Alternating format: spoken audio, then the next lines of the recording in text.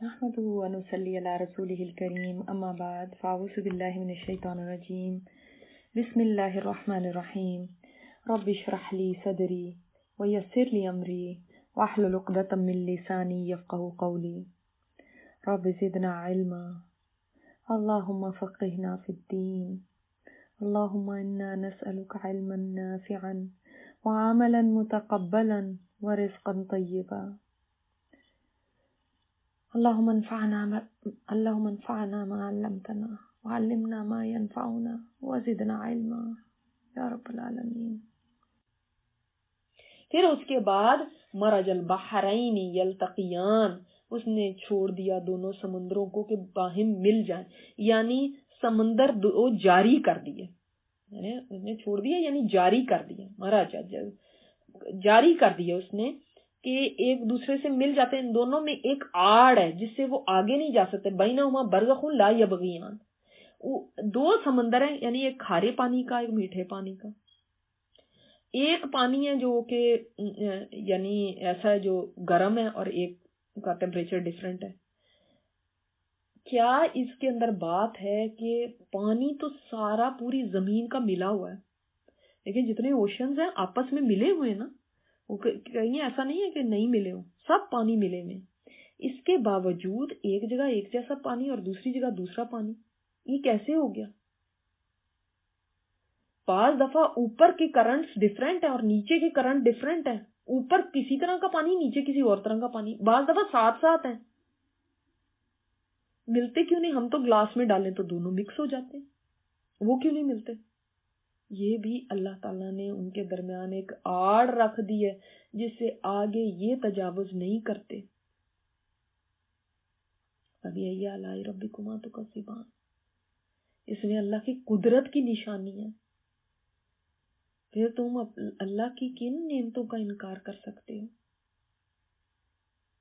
کہ اللہ کی طرف سے نہیں ہے یہ، اور دونوں سے تم فائدہ اٹھاتے ہو، دونوں سے لیکن کیا کیا نکلتا ہے وہ بھی آگے آ رہا ہے، دونوں سے مچھلیاں بھی کھاتے ہو، وَيَخْرُجُ مِنْهُمَا اللُّؤْلُؤُ وَالْمَرْجَانُ، یہ تمہارے لیے جیولری شاپس بھی ہیں، جیولری بناتی ہیں، موتی اور مونگے ان سے نکلتے ہیں، ان دونوں سے زینت کا سامان نکلتا ہے، اور وہاں پہ بن رہے ہیں، کیسے بن رہے ہیں، کیسے سیپ اپنا منہ کھولتی ہے، اس میں پانی کا قطرہ جاتا ہے اور پھر وہ اس سے موتی بنتا ہے اور اس کو کچھ سال لگتے ہیں بننے میں۔ تو سبحان اللہ، کہاں اللہ تعالیٰ نے تمہارے لیے وہاں پہ انتظام فرما دیا تمہاری بیوٹی کے لیے کہ تم اپنے آپ کو بیوٹیفائی کر سکتے ہو ان موتیوں کے ذریعے، اور یہ دونوں سمندروں سے نکلتے ہیں، دونوں سمندروں سے تم فائدہ اٹھاتے ہو، یہ تمہارے لیے انتظام بھی اللہ پاک نے کر دیا۔ فبأي آلاء ربكما تكذبان، پھر کس اللہ کی نعمت کا تم انکار کرو گے؟ کیا کیا کچھ تم استعمال نہیں کرتے پھر دینے والے کو ہی بھول جاتے ہو؟ کدھر کدھر سے نظر چراؤ گے؟ جدھر بھی دیکھو، مشرق میں دیکھ لو، مغرب میں دیکھ لو، سمندروں میں دیکھ لو، یہاں زمینوں پہ دیکھ لو، ستاروں کی طرف دیکھ لو، سورج کی طرف دیکھ لو، درختوں کی طرف دیکھ لو، ہر طرف تمہیں اللہ ہی نظر آئے گا، اس کی نشانیاں یہ اس کی رحمتیں ہیں، تم کدھر کدھر سے نظر چراؤ گے؟ ہر طرف اللہ کی نشانیاں بکھری پڑی ہیں، تمہیں اپنے گھیرے میں لیا ہوا انہوں نے، تم سمجھتے نہیں، پھر بھی تمہیں پھر بھی اللہ یاد نہیں آتا۔ وَلَهُ الْجَوَارِ الْمُنشَآتِ فِي الْبَحْرِ كَالْأَعْلَامِ، اور اسی کے لیے جہاز اونچے اونچے اٹھے ہوئے جیسے کہ پہاڑوں کی طرح کے جہاز ہیں، اتنی واقعی بڑی۔ اب تو سبحان اللہ جو کروزز آپ دیکھتے ہیں ان میں ایسے لگتا ہے کہ یہ کروز ہے کہ یہ تو پورا شہر جا رہا ہے، اتنی بڑی بلڈنگ، 15-16 منزلہ بلڈنگ، ایسے لگتا ہے پہاڑ چلے ہوئے ہیں سمندر کے اندر، اور پورے شہر اندر بسے میں، اندر کیا بازار بھی ہے، اندر کلب بھی ہیں، اندر ریسٹورنٹ بھی ہیں، اندر پولز بھی ہیں، اندر کمرے سونے کے لیے بھی ہیں، اندر پتہ نہیں کیا کیا اور انہوں نے چیزیں بنائی ہوئی۔ سبحان اللہ، یعنی صرف تجارت کے لیے نہیں بلکہ اب تو سیر و تفریح کے لیے بھی ایسے جہاز ہیں، کتنے وزنی ہیں اور کتنا لوڈ لے کے چل رہے ہیں، اور پانی کے اوپر چل رہے ہیں، زمین پہ نہیں کھڑے ہوئے، اور اللہ چلا رہا ہے ان کو۔ اور سب سے بڑی بات تو یہ کہ ایون آج بھی ट्रेडिंग या गुड्स का इधर से उधर जो ट्रांसफर करना है, हमारे पास जितनी चीजें यहाँ पे चाइना की पड़ी हुई हैं, ये चाइना से कैसे आई? जहाजों में आई थी, शिप्स में ही तो आ रही हैं। आज भी तिजारत सारी शिप्स के जरिए ही हो रही है, जहाजों से तो बहुत कम होती है, मुमकिन भी नहीं है उस तरह से जो चीजें शिप्स ला सकते हैं। तो ये तुम्हारे लिए कितनी बड़ी अल्लाह की नेमत है। कभी चीजें इस्तेमाल करने लगे दूसरी जगह की, मेड इन देखा करें कहाँ की, अल्लाह तूने कहाँ से कहाँ शिप्स के जरिए पहुंचाने। हम कहते नहीं ये तो इंसानों की बातें, इसमें तो मुतासिर होना ही नहीं चाहिए। और भाई जो इंसान भी कर रहे हैं उसके पीछे अक्ल और समझ और बनाना और उनको उन सारों को चलाना कि ऐसे जहाज चलें और ऐसे समंदर इनको चलने देंगे, इसके पीछे भी कौन है? इसके पीछे भी तो अल्लाह है। हमें इंसान पता नहीं क्यों नजर आते। जहाज भी बनाया तो अल्लाह ने, इंसान को तालीम दी तो उसने बनाया, खुद नहीं बना लिया। और अल्लाह ताला के दी हुए मटेरियल से ही बनाया। कहां से लेकर आया मटेरियल? यहीं से, जमीन से तख्ते जोड़े हैं ना। और जिस ताकत के जरिए बनाया वो भी अल्लाह की दी हुई। तो इन द एंड बात तो वही है ना। हम कहेंगे हमारा है, हमने बनाया हुआ, तो इंसान ने बनाया तो ऐसे ही है जैसे कोई औरत का ये बच्चा मैंने पैदा किया ना, अल्लाह ने पैदा फरमाया, अल्लाह ताला ने दिया, अल्लाह ने तख्लीक किया। नहीं वो मेरे पेट से पैदा हुआ तो मैंने पैदा किया, नहीं, सबको ही पता है ना अल्लाह ने पैदा किया। इसी तरह बाकी भी जो जितनी चीजें आप देखते हैं जिनको आप सोचते हैं ये इंसानों ने बनाई है और इनसे तो कोई जरूरत नहीं इम्प्रेस होने, नहीं, इम्प्रेस हो अल्लाह की जात से कि अल्लाह है बनाने वाला, अल्लाह ने ये सब कुछ दिया तो कि इंसान ने किया। इंसान की क्या अकल समझ। तो उसने इंसान तेरे नफे के लिए इतने इतने बड़े जहाजों को समंदर में रवां कर दिया। फबी अय्यी आलाई रब्बिकुमा तुकद्दिबान। तुम अपने रब की इस अजीम नेमत का इनकार कर सकते हो कि उसने दी ही नहीं है ये, और खुद ही जहाज भी चल पड़े हैं, खुद ही हमारे तक ये चीजें भी पहुंच सकती हैं। ये जितनी चीजें हम दूसरे मुल्कों की इस्तेमाल कर रहे हैं ये खुद ही हमारे तक आ गई हैं। कितनी दफा देखते भी हैं, वैसे नेक भी देखते हैं, लेकिन इस तरफ को नहीं ध्यान जाता। देखो कैसे हमें शैतान ना अल्लाह को ही भुला देता है। हर तरह की बातें करेंगे, हाँ यहाँ की चीज अच्छी, वहां की नहीं अच्छी, यहाँ की जल्दी खराब हो जाती है, वहां ये सब चीजों का पता होता है। लेकिन कोई है ऐसा दुश्मन जो साथ लगा हुआ है, जो ध्यान अल्लाह की तरफ जाने ही नहीं देता। इंसान ये सोचे कि वो मेरे रब ने यहाँ तक मुझे ये चीज पहुंचा दी, अवेलेबल कर दी, लेकिन फिर साथ क्या फरमा दिया जब सारी बातें बता दी, कुल्लु मन अलैहा फान। जितना फायदा उठाना है इनसे उठा लो, लेकिन ये याद रखना जो कुछ यहाँ है ये नहीं फरमाया सबको मौत आ जानी है, ये फरमाया सब ने फना हो जाना है, सब ने फना हो जाना है। फना मतलब मिट जाना है, सब ने मुकम्मल तौर पर खत्म हो जाना है, गॉन। ये चीजें जिनमें आज तुम खो गए हो और तुम्हें रब ही याद नहीं है और तुम इनको रब की नेमतें ही नहीं मानते, या अगर मानते हो तो उनकी शुक्र गुजारी की तौफीक ही नहीं तुम्हें मिलती। तुम एंजॉय कर रहे हो, इस्तेमाल कर रहे हो, लेकिन याद रखना एक दिन सब फना हो जाएंगी, ये दुनिया खत्म होके रह जाएगी। अब ये जो सूरत है ना ये जा रही है आखिरत की तरफ। अब आखिरत की तरफ जाने के लिए जो दुनिया से आखिरत का जो सफर है उसमें बीच में क्या है?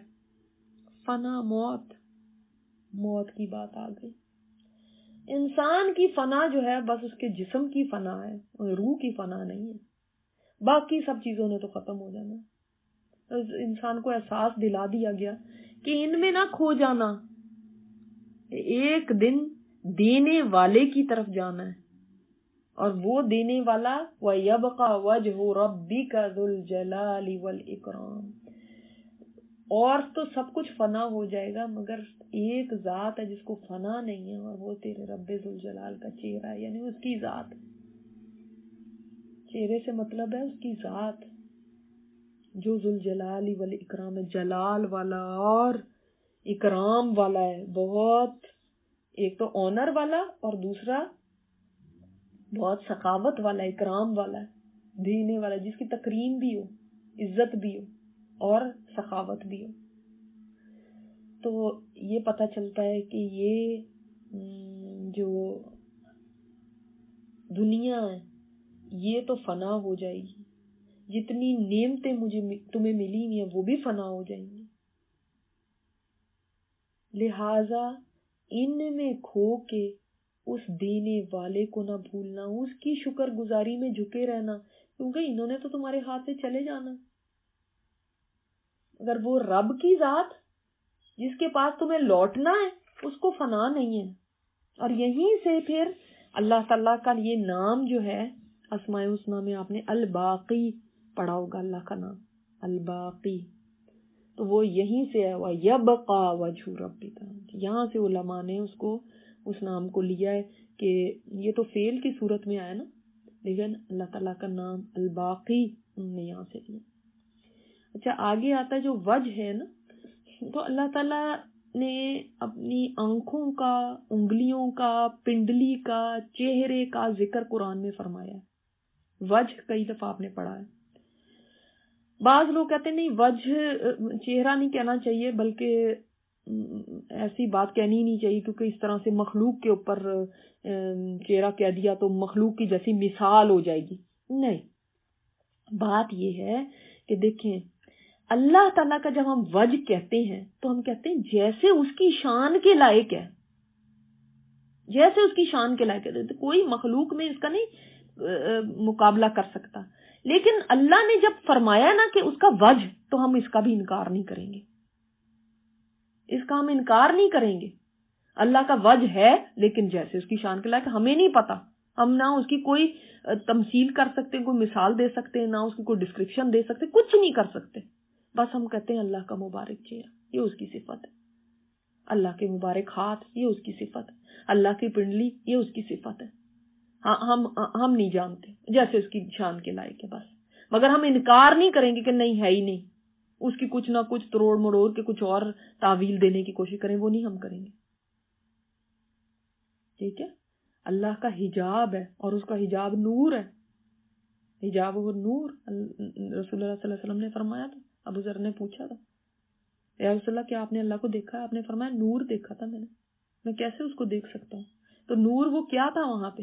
اللہ کا حجاب تھا. اگر وہ اپنا حجاب اٹھا لے تو اس کے چہرے کی جو تجلی ہے، جو ریز آف لائٹ ہے، ہر چیز کو جلا دے گی جہاں تک اس کی نگاہ پہنچے گی، اور ساری مخلوق ہی جل جائے گی کیونکہ اس کی نگاہ تو کوئی حد ہی نہیں ہے. تو حجاب ہے اللہ کے آگے، سبحان اللہ. اور جو بھی خوبصورت چیز ہوتی ہے وہ حجاب میں ہی ہوتی ہے، اور اللہ تعالیٰ تو جمیل ہے.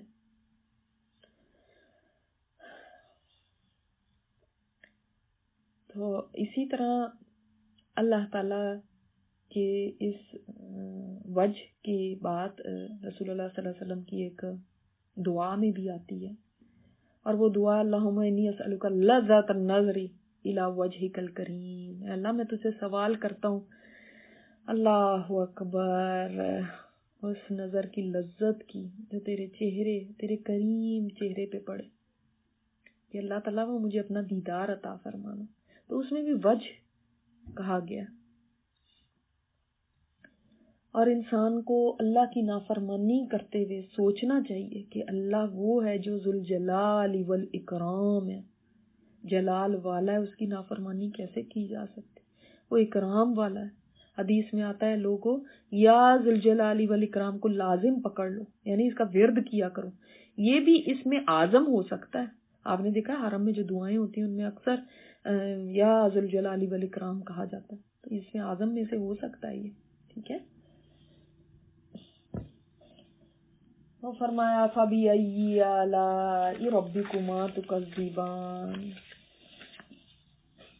یعنی تمام مخلوق کو چاہے وہ انسان ہے یا جنات ہے، یہ نعمت ہے کہ وہ کلی طور پہ فنا نہیں ہوں گے. ہر چیز باقی فنا ہو جائے گی مگر یہ ایک دوسرے جہان کے اندر منتقل ہو جائیں گے. ان کی یہ فنا ہے کہ یہاں سے فنا ہو جائیں گے، وہاں پہ چلے جائیں گے. تو تو یہ بھی اللہ کی نعمت ہے. اللہ فبأي آلاء ربكما تكذبان. اور یہ کہ اللہ باقی رہنے والا ہے تو پھر تم اللہ ہی کے پر توکل کرو, اسی سے مانگو جس کو کوئی فنا نہیں ہے. وہ کہ باقی جس کے پاس بھی جاؤ گے وہ تو سب فنا ہونے والے.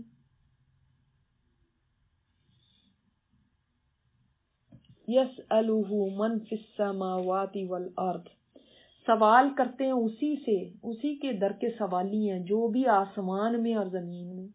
ہم نے بنا دیا کہ نبی کے در کے سوالی ہیں. اللہ تعالیٰ فرماتا ہے کہ اسی سے مانگتے ہیں جو آسمانوں میں اور زمین میں. جب سب اسی سے مانگتے تو تم بھی تو اسی سے مانگو. یعنی ہر چیز جو آسمان میں اور زمین میں وہ اس سے مانگتی. اب کوئی کوشچن کر سکتا ہے لیکن کافر تو اس سے نہیں مانگتے, مشرک تو اس سے نہیں مانگتے. تو اس کے دو جواب ہیں. ایک تو یہ کہ جب بھی بات کی جاتی ہے نا, میجورٹی کی بات کی جاتی ہے, جنیرک بات ہوتی ہے کہ سب مانگ, یہ تو چند ایک ہیں, ان کی تو ایکسیپشنل کیسز کو چھوڑ دیا جاتا ہے. نمبر 2 بات یہ کہ کافر بھی اپنی زبان قال سے تو نہیں مانگتا لیکن زبان حال سے تو مانگ رہا ہے. اس کا جسم بھی اللہ سے ہی مانگتا ہے, وہ محتاج بھی اللہ کا ہی ہے, اس کو رزق بھی اللہ دیتا ہے.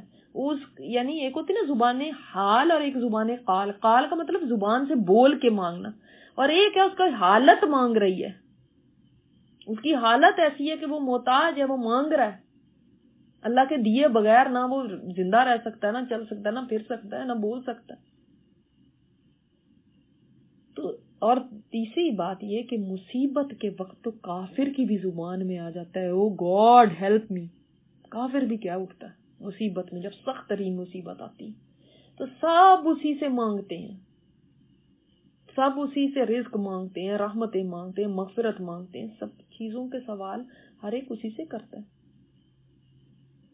آسمان والے بھی اسی سے مانگتے ہیں, فرشتے اپنے لیے نہ صحیح لیکن ایمان والوں کے لیے مغفرت مانگتے ہیں, ان کے لیے سوال کرتے ہیں اللہ سے. ہم نے پڑھی نہیں ہے پہلے فرشتوں کی دعائیں.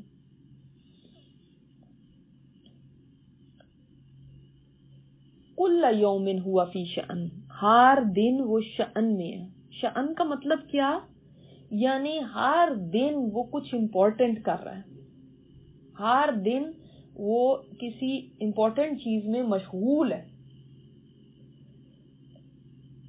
کسی نئی چیز کے اندر مشغول ہے, کسی اہم چیز کو دیکھ رہا ہے. اور یہ بھی ہے کہ وہ یہ اس کی شان ہے کہ وہ زندہ کرتا ہے, مارتا ہے, عزت دیتا ہے, ذلت دیتا ہے, رزق دیتا ہے, روک لیتا ہے. یہ بھی شان ہے. ابن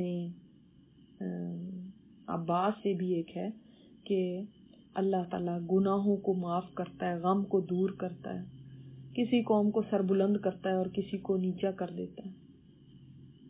یہ ایک حدیث میں بھی آیا ہے, ابن ماجہ کی حدیث ہے. تو وہ ہر روز نئی شان میں ہے. اور یہ بھی اس کے معنی کیا گیا کہ اس کی شان ہے دنیا میں بھی اور آخرت میں بھی. دنیا میں اللہ تعالیٰ کی شان یہ ہے کہ وہ لوگوں کو حکم دے اور کسی کام سے منع کر کے آزمائے اور عطا کرے اور روکے, اور قیامت کے دن اس کی شان ہے کہ وہ جزا دے, حساب لے, ثواب دے. ٹھیک ہے, یہ بھی اس کی شان ہے. یعنی اہم کام میں وہ یہ نہیں ہے کہ انسانوں کو پیدا کر کے اس نے چھوڑ دیا, وہ ہر دم ایک نئی شان. اور یومن کا جو لفظ ہے نا, یہ مطلب نہیں کہ جو ہمارے دن ہے اس کو ہم سوچنے لگے, نہیں, بلکہ یوم جو ہے وہ ٹائمنگ کے لیے آ رہا ہے کہ ہر ساتھ میں, ہر گھڑی میں, کیونکہ جو ہمارا دن ہے یہ تو 24 آور کا صرف اس زمین کے لیے ہے. اللہ کے ہاں دنوں کی کیا صورت حال ہے ہم نہیں جانتے, کہ ہمارے 1000 سالوں پہ اس کا ایک دن ہے, یا ہمارے 50,000 سالوں کے برابر وہاں کا ایک دن ہے, یا کیا کیفیت ہے وہ ہم نہیں جانتے. تو بس وہ ہر دن یعنی ہر آن, ہر وقت میں وہ کسی نہ کسی مصروفیت میں ہے, کوئی چیزوں کی ٹیک کیئر کر رہا ہے. کوئی پتا تک بھی گرتا ہے تو اس کو اس کا علم ہے, کوئی دانا بھی پھوٹتا ہے تو وہ جانتا ہے اور اس کا اذن ہے، وہ انتظام سنبھالے ہوئے کائنات کا.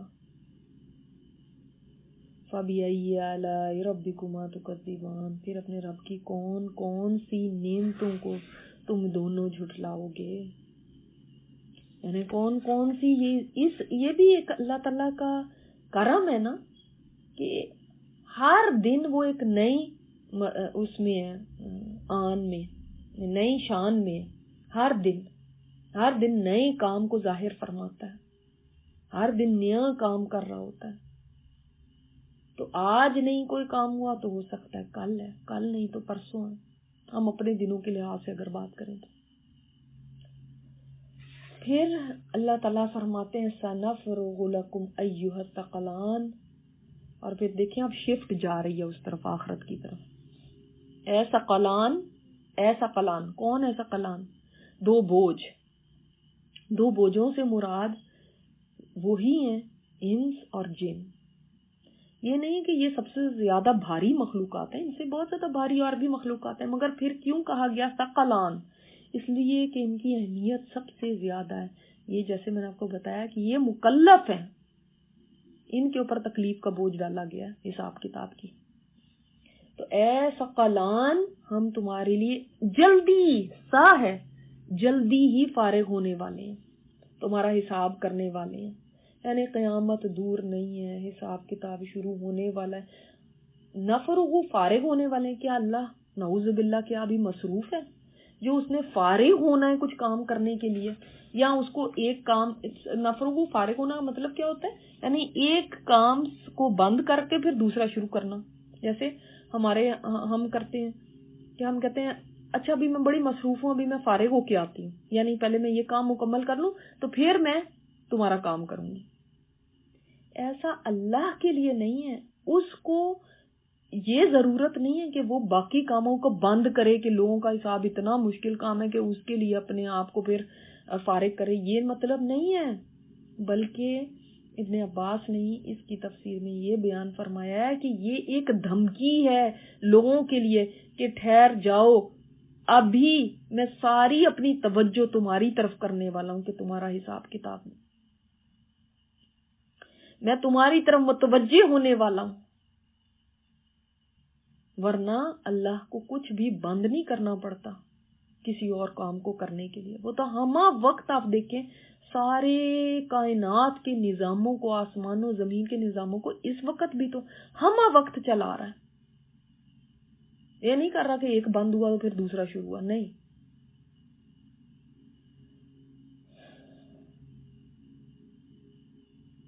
فَبِأَيِّ آلَاءِ رَبِّكُمَا تُكَذِّبَانِ، پھر تم اپنے رب کی کن کن قدرتوں کو تم جھٹلاؤ گے. یہ بھی اللہ کی قدرت ہے.